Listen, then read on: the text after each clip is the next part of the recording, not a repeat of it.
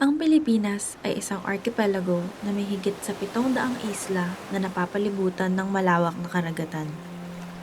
Ngunit napakaraming plastik sa dalampasigan sa bawat isa nito.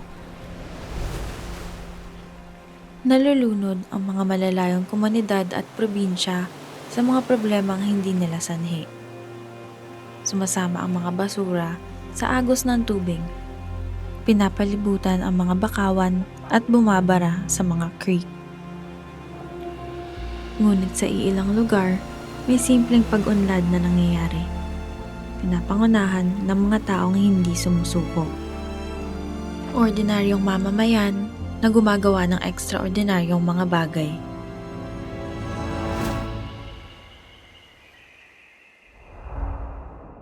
Ang amo na angga kami sang pagtukod sang ukla nag MRF kami ang ga-recover kami sa mga ginasweldohan na kami sang may na dibalaan nagsulod na dibalaan nga mga paros kanday Dr. Full na bala sila mga NSO naga non-government na sila nga nga naga training kag naga ginasweldohan kami na nila tapos amo na nag MRF na dayon gin member kami ako na ang leader nila.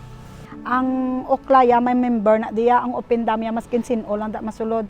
Ang grabe gid nga challenges kung mag-ulan kay ti malutak, mainit, maulan ang maskin naka-boots ka, naka-proper ka, ti ang mga nga daan, mga lansang, mga hazardous na sa ang amon nga ginaanan gid mo kinang dako namon nga problema. Di wala naman kami iban pa nga buhian di kundi amo lang nang pagpamasura.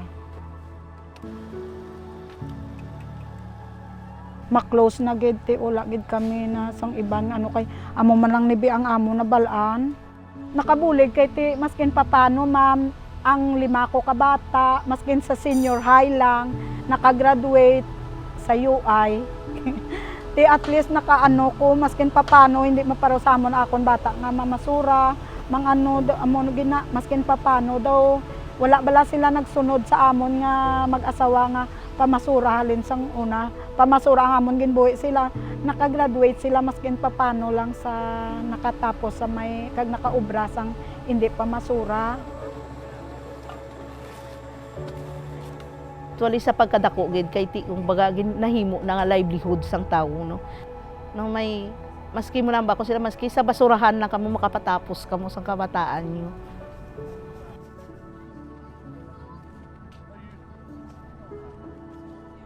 Nga siling ko kani sa ila, kung may matindog lang sa inyo.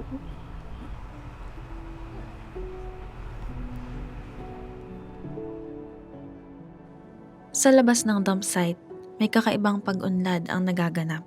Sa maliliit na mga bayan, nagdadala ang mga tao ng plastic hindi para itapon kung hindi ipamalit.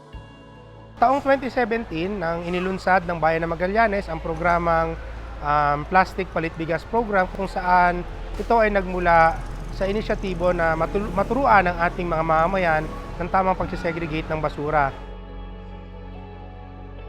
So instead of, we can make other regulatory measures, pero effective din kasi nag-i-incentivize tayo. So itong paraan na to, we are providing food for the community, but at the same time, responsibility naman ng ating community ay binabalik naman nila yung mga plastic waste nila sa atin.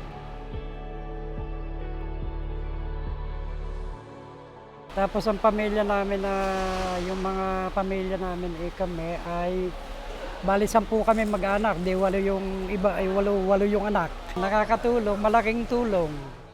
Abay, siyempre po, malaking bagay po at gawa ng, biruin niyo po yung halimbawang, dati ako kung magpalit mga 5 kilos lang ang bigas, yung ako lang. Sa basura po, palit lang, o ganon libre. Ang dating walang halaga, ngayon ay kaya ng buhayan ang mga pamilya mula sa simpleng barter. Ang sa akin lang po ay gusto ko talagang magkatrabaho na gawin ito para ibuhay po ang aking pamilya. Ang mga challenges pong nakikita namin, kaming mga magkakasama dito, antimano, tinitingnan na namin kung may mga unnecessary o yung hindi pwede. Hindi naman po kasi talaga pwede yung mga solid. solid materials di po kayang tunawin ng aming machine.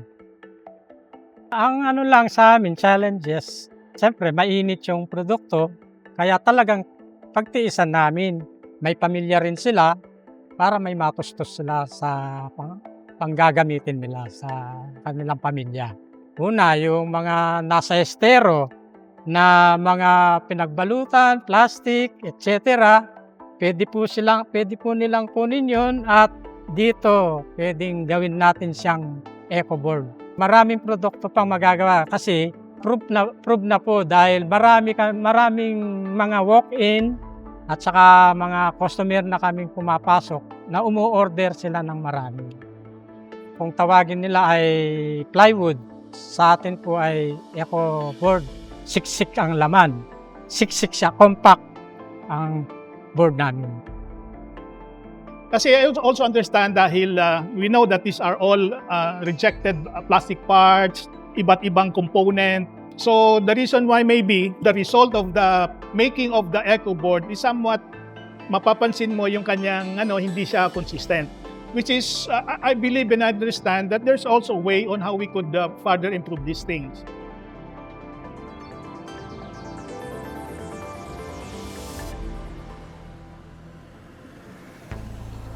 Ang dating tinuturing polusyon, ngayon ay proteksyon na.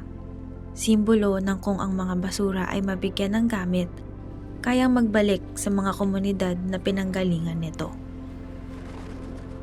Doon nagsimula yan. Nagsimula yung sponsorship namin sa Evergreen nung last year.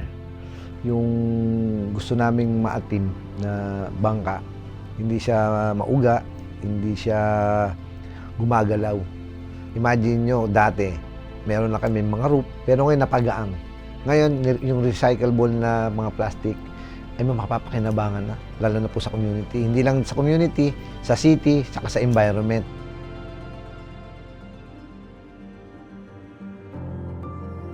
Sa pagtutulungan, nabibigyan ng plastic ng pangalawang buhay. Mula sa pagiging basura ay nagkakahalaga ito. Ang plastic na dating bumabara sa mga ilog, ngayon ay kaya na silang iahon. Ito ang totoong circular economy. Mula sa dump site, patungo sa dagat. Dating basura, ngayon ay mahalaga na. Bawat bote, bawat kamay, bawat istorya, konektado.